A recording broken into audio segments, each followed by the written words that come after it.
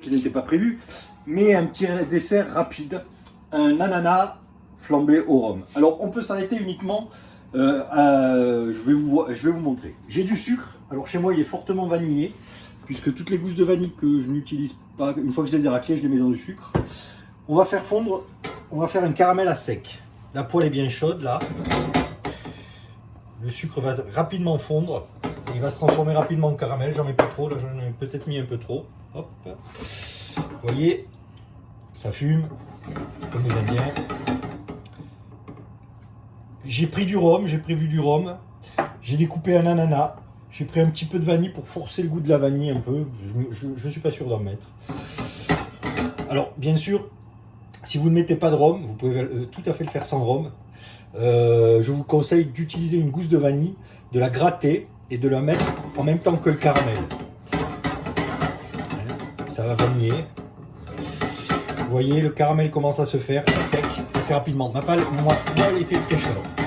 Vous voyez, je remue à peine. Pour l'instant, j'ai pas remué. Il faut quand même quelque chose d'assez prononcé. Ça a été plus rapide que prévu. Ok, pratiquement bien. Ok. Alors surtout, comme il y a du flambage, vous ne le faites pas seul, vous le faites avec vos parents à côté. Hein. Parce que c'est le truc à... au minimum, s'épiler les sourcils. Au maximum, vous faites flamber la maison. Hein. Donc, voilà, mon caramel est pratiquement fondu, je m'assure. Vous voyez, j'ai pas mis de matière grasse. Il y en a qui en mettent, moi j'en mets pas. Voilà, mon caramel est bien fondu. Il va fumer.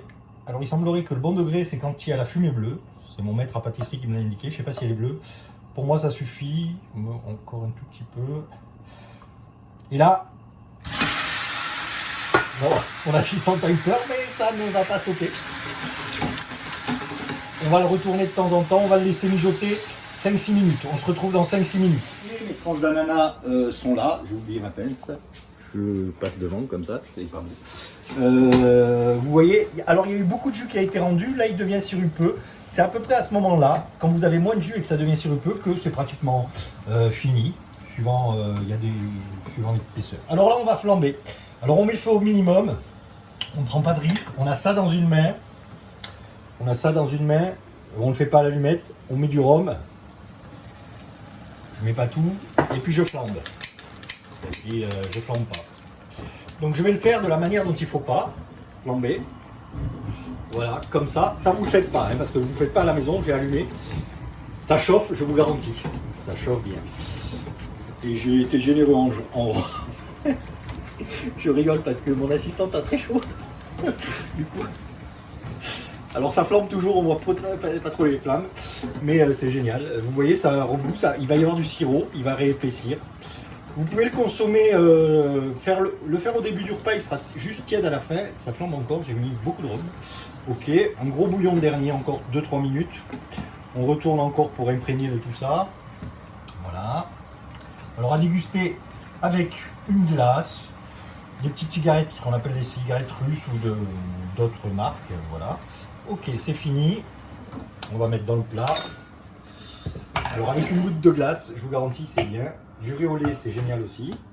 Et avec une goutte de glace, ça aurait été encore mieux pour moi midi. Et voilà mon petit ananas flambé à la vanille. Ok, voilà. Merde.